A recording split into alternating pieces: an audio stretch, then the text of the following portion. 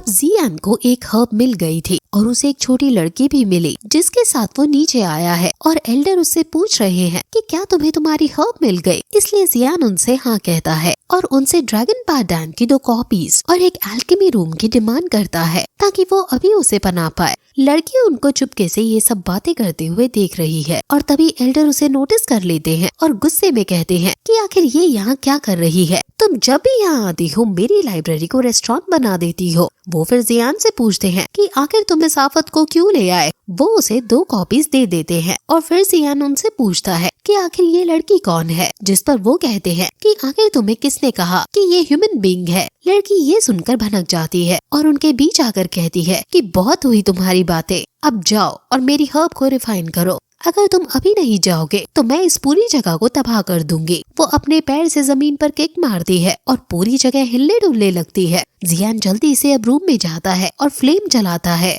जैसे ही वो फ्लेम जलाता है, ना जाने क्यों वो लड़की डरने लगती है, जिस पर जियान उसे डरने को मना करता है और लड़की थोड़ा होश में आकर कहती है कि ये भला डर कौन रहा है, तुम अपना काम करो। असल में ये लड़की बीस्ट है जो पावरफुल होकर ह्यूमन बीइंग बन गई है। जियान सोचता है कि ये जरूर बहुत पावरफुल है जो बड़ी बड़ी हर्ब्स को कच्चा खाने की ताकत रखती है। इसकी ओरिजिनल बॉडी किसी बीस्ट की है और ये सारी जो हर्ब्स है इनकी पार एकदम खतरनाक है, लेकिन इसकी बॉडी फिर भी आसानी से उसे झेल पा रही है। अगर ये मैजिकल बीस्ट थी और अब ह्यूमन में ट्रांसफॉर्म हुई तो ये जरूर डो हुआंग लेवल पर तो रही होगी। वो यही बात उस लड़की से भी पूछता है, जिस पर वो कहती है कि मैं इतनी भी स्ट्रॉन्ग नहीं हूँ। असल में जब मैं एक बीस्ट थी तो गलती से मैंने रेयर मॉर्फिंग ग्रास खा ली थी, जिस वजह से मैं ह्यूमन बन गई और अब वापस बीस्ट नहीं बन सकती। अब मैं ये हर्ब इसलिए लेती हूँ ताकि जल्दी से बड़ी हो पाऊं। बड़े हो जाने के बाद मैं बीस्ट और ह्यूमन दोनों में अपनी मर्जी से ट्रांसफॉर्म हो पाऊंगी। जियान समझ जाता है कि ये शेप शिफ्टिंग हर्ब्स की बात कर रही है।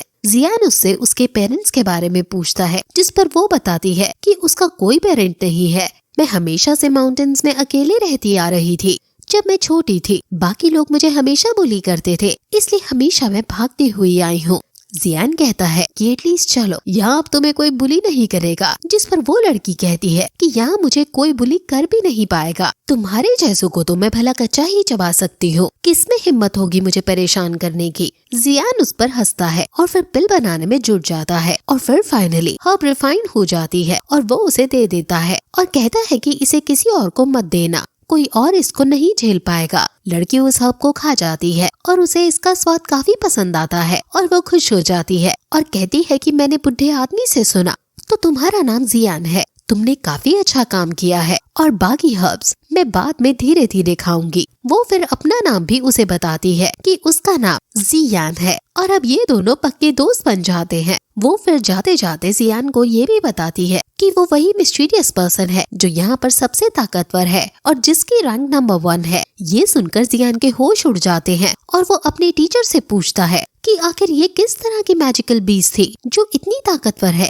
टीचर बताते हैं कि उसने ट्रांसफॉर्मेशन ग्रास को खा लिया था। अगर वो खुद अपनी आइडेंटिटी नहीं बताती तो मैं भी ये नहीं पहचान पाता कि वो एक बीस्ट है। वो अभी भी एक बच्ची है लेकिन कितनी ज्यादा ताकतवर है, जरूर वो कोई एंशिएंट बीस्ट होगी। वहीं अब जियान ड्रैगन पार डैन को देकर ड्रैगन फ्लावर को ले लेता है और अब एल्डर हाउ उसे ये भी कहते हैं कि अगर तुम्हें कोई और हर्ब भी चाहिए तो सीधे मेरे पास आ जाना। जियान कहता है कि उसे 6th order water magic core भी चाहिए, क्या आपके पास वो भी है? इतनी पावरफुल हब को ये मांग रहा है, इसलिए वो हैरान हो जाते हैं और उसे अपने साथ एक जगह ले जाने लगते हैं जहाँ वो ये हब प्राप्त कर सकता है। वो उसे एल्डर ल्यू के पास ले जा रहे हैं क्योंकि एल्डर ल्यू फायर टेक्निक को कल्टीवेट करते हैं, लेकिन क्योंकि वाटर और फायर एक साथ इनकॉम्पैटिबल है इसलिए मैजिक कोर उनके पास वैसे ही फालतू में रखी हुई है, इसलिए वो शायद तुम्हें मैजिक कोर दे देंगे। वो एल्डर ल्यू के घर पहुंचते हैं और एल्डर हाउ जियान को समझाते हैं कि एल्डर ल्यू बहुत ज्यादा अजीब और लालची आदमी है, इसलिए तुम थोड़ा संभल कर डील करना।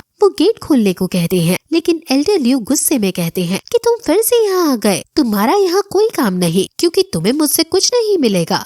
वो कहते हैं कि तुम गेट तो खोलो, जियान तुम्हारे पास कुछ डील करने आया है। जियान का नाम सुनकर वो गेट खोल देते हैं और दोनों अंदर आने लगते हैं और जियान तो अंदर आ जाता है, लेकिन जब एल्डर हाउ अंदर आ रहे होते हैं तो वो गेट बंद कर देता है, जिससे एल्डर हाउ बाहर ही रह जाते हैं और उनको बहुत गुस्सा आता है। जियान अंदर जाता है और एल्डर ल्यू से मिलता है।